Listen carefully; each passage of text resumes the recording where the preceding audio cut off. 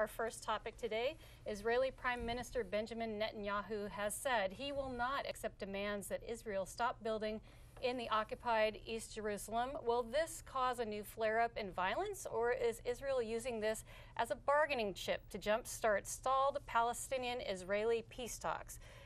Mike, we've heard this story so many times before. So yeah, and tell me, whenever Israel has given away anything to the Palestinians, they've gotten what they've bargained for in the deal. You know, every time they've given up any land, it's always, this is going to be the solution. And I think they bargained in good faith on many occasions, and always the violence continues. So Netanyahu says they don't want to go into the peace negotiations with preconditions, those being guarantees that they're not going to continue to develop. And I think he's smart. I think the longer he negotiates and the harder he negotiates, the less he's going to have to give up in the end. And, you know, it's a pretty small place. They can't afford to give away too much. So you make these deals and you go in and start building even before the deals are done. Everybody's in there, you know, claiming land and everything. So how are they going to solve that problem, Richard? Well, part of it is that both the Palestinians and the Israelis wanted to use Jerusalem as their capital. Right. And that doesn't sit very well with the Israelis, and vice versa. It doesn't sit very well with the Palestinians either, because many hundreds of years ago, everybody lived everywhere and it was no big deal. I don't think Netanyahu, I think Netanyahu got elected because people are tired and they, you know, kind of went to the right and decided, let's get somebody out there that's bombastic, it's going to do stuff and show the other side what's going on. I don't think they're going to stop building them personally, because they want to populate East Jerusalem to make it, you know, all Israeli, so they can call their capital. That's, you know, so for me, the bottom line. 2.5 million Palestinians there and 500,000 Israelis. Right. It's not a numbers game, it's a bucks game, and who is sitting on the land at the time. So what do you think, Matt? Well, is this going to go anywhere? Or is this just another start to...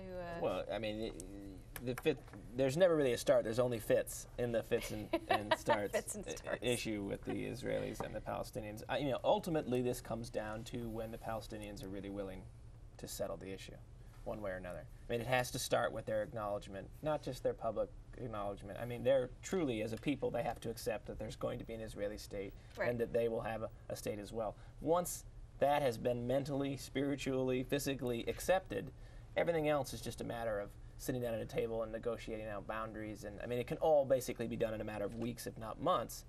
But that mindset has to get there. And the Palestinians are still at war. So what's different? What's different about this time, though, right? Because this comes up often.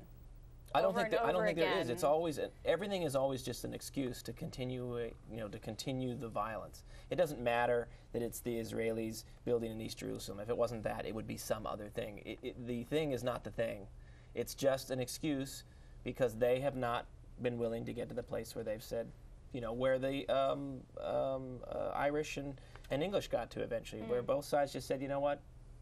Neither one's going to get exactly what they want. We accept each other's right to exist. We're going to sit down at the bargaining table and just settle this. We're tired of the killing. And one side of this is not tired of the killing. I mean, I hate to have to say it that way, but they're not ready to be done yet.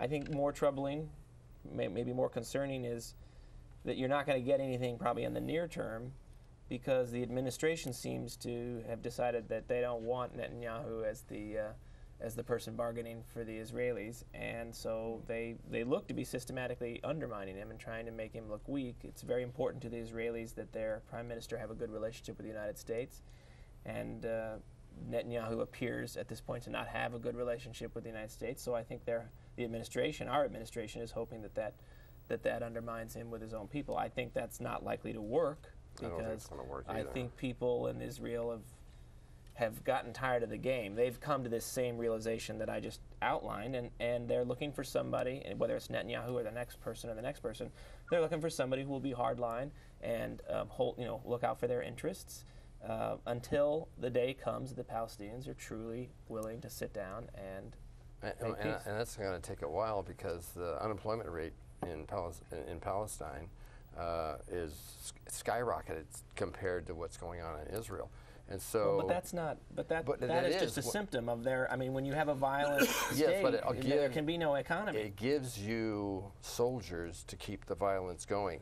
Were those folks employed and having a job, they wouldn't be running around with AK-47s because they would be more interested in earning money to feed their family. I think there is certainly an element of that in that, it can feed the war machine, but this is about more than just the fact that they don't have jobs. They could have jobs in a short period of time if peace actually came to that land.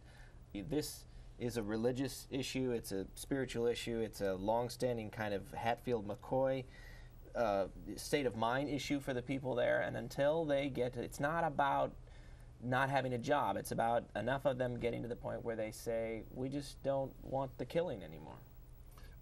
I thought after the President Obama apology tour that he took and talked to all the nations about how, gee, we're all the same, U.S. isn't superior to anyone, and all of that, that all of these things were kind of going to go away, and he could talk his way out of them.